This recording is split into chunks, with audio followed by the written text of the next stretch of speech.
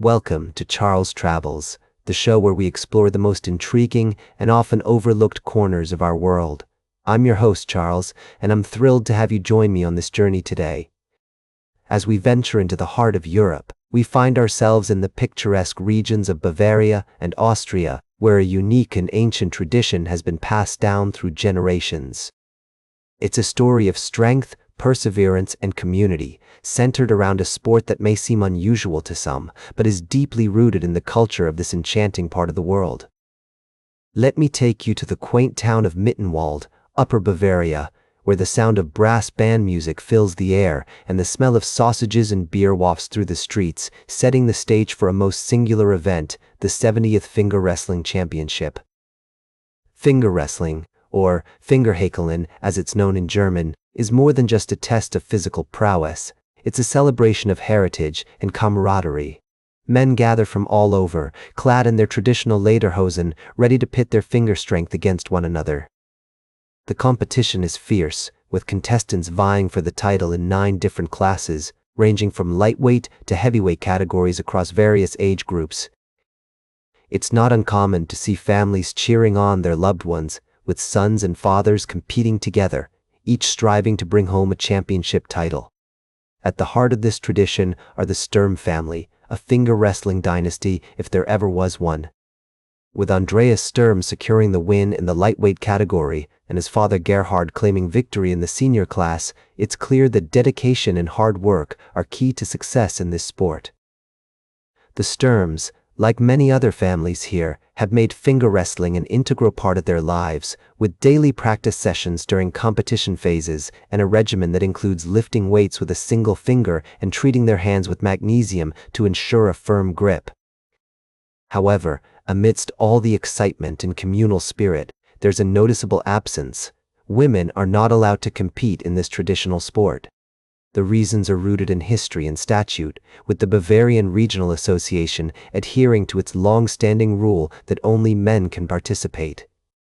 While some, like Monica Wagner, the secretary of the State Association, seem content with this arrangement, citing that women don't have to participate in everything, and expressing concerns about the aesthetic implications of calluses on a woman's fingers, others see it as outright discrimination. Linda, a 29-year-old accompanying her boyfriend to the tournament, embodies this dissenting view. Enthralled by the culture surrounding finger wrestling, she believes the exclusion of women is unfair and points out the double standard applied to female participation in sports.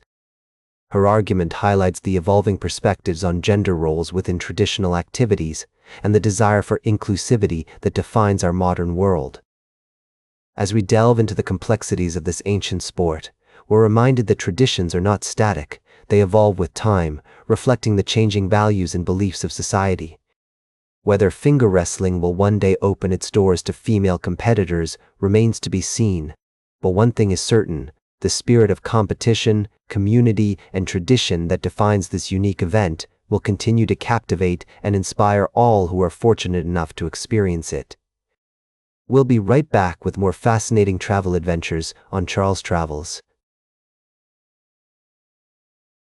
Welcome back to Charles Travels. I'm your host, Charles. We're glad you're joining us again for another fascinating story from around the world.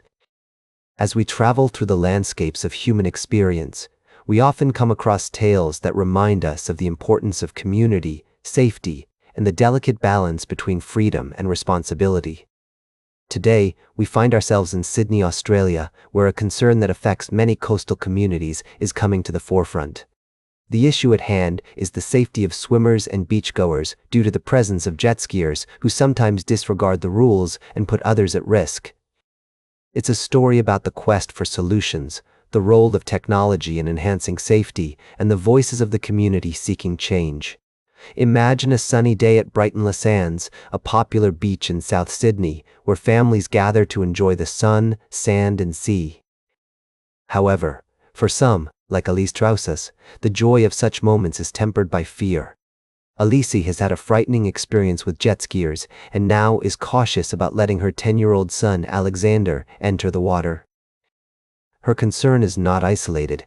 Many local parents share her anxiety, worrying about the safety of their children during the summer months when jet ski activity increases.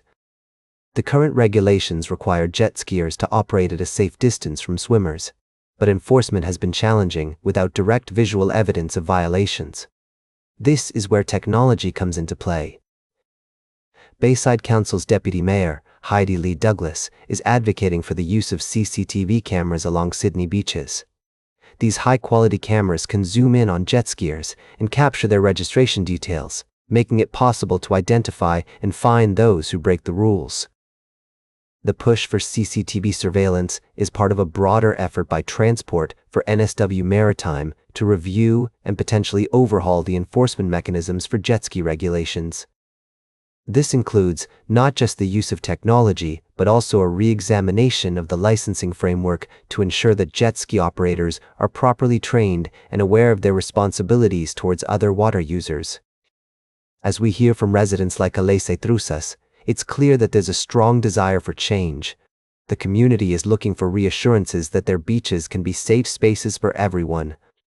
It's a reminder that in our travels, whether near or far, the sense of community and the need for safety are universal themes that bind us together. As we conclude this segment of Charles Travels, we're reminded that even in the face of challenges, the collective voice of a community can be a powerful catalyst for change. Whether it's through advocacy, technological innovation, or simply sharing our stories, we all have a role to play in making our world a safer and more enjoyable place. Stay tuned for our final story of the day, right here on Charles Travels. Welcome back to Charles Travels, where we've been exploring the stories that shape our world and the people who live in it. As we close out today's journey, I want to take you to a place where the news meets the road and the roads are filled with uncertainty. In the heart of America, in the village of Broadview, Illinois, a story unfolded that has left many questioning the balance between freedom of the press and law enforcement actions. As CBS News Chicago reporter Asal Rezai found herself at the center of a dramatic incident when an ICE agent fired a pepper ball at her truck. What's striking about this story isn't just the action itself, but the context in which it happened. According to Rezai, there was no active protest or protesters around her at the time. She was simply doing her job, approaching the entrance of a facility to see if any activity was taking place. This incident has sparked a criminal investigation and raised important questions about the safety of journalists in the field and the use of force by law enforcement. As we travel through the landscapes of America, we often encounter stories that remind us of the complexities and challenges faced by those who seek to inform us and keep us safe. As I reflect on this story, I'm reminded of the dignity of ordinary work, whether it's a journalist seeking the truth or an officer trying to maintain order. Each role is vital in its own way, yet they can sometimes find themselves at odds. The beauty of everyday life is not just in its tranquility, but also in its challenges, where we must navigate the delicate balance between different rights and responsibilities. The importance of tradition, like a free press, cannot be overstated. It's a cornerstone of our democracy, allowing us to hold those in power accountable and to tell the stories that need to be told. And yet, as we take the back roads through rural America or visit bustling cities, we're reminded that the wisdom found in small towns and the changing face of our country are both part of a larger tapestry. This story from Broadview, Illinois, is a powerful reminder of the individual stories that shape our understanding of the world. It's a call to respect the work of journalists who put themselves in challenging situations to bring us the news and to recognize the craftsmanship of reporting that seeks to uncover the truth without taking sides. As we conclude today's Charles Travels, I want to leave you with a thought. The connection between people and place is profound. Whether it's a reporter driving through Broadview or a local resident going about their day, each person's story contributes to the rich narrative of our collective human experience. That's all for today's Charles Travels. Remember to like, share, and subscribe, and until next time, keep on traveling. That's all for today's Charles Travels. Remember to like, share, and subscribe, and until next time, keep on traveling.